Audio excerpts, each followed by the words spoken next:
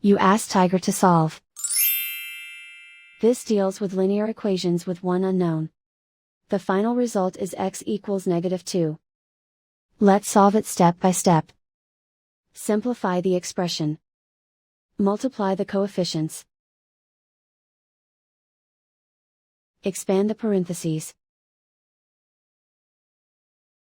Multiply the coefficients. Simplify the arithmetic. Group like terms. Combine like terms.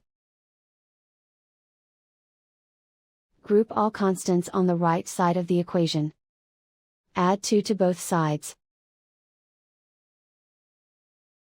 Simplify the arithmetic.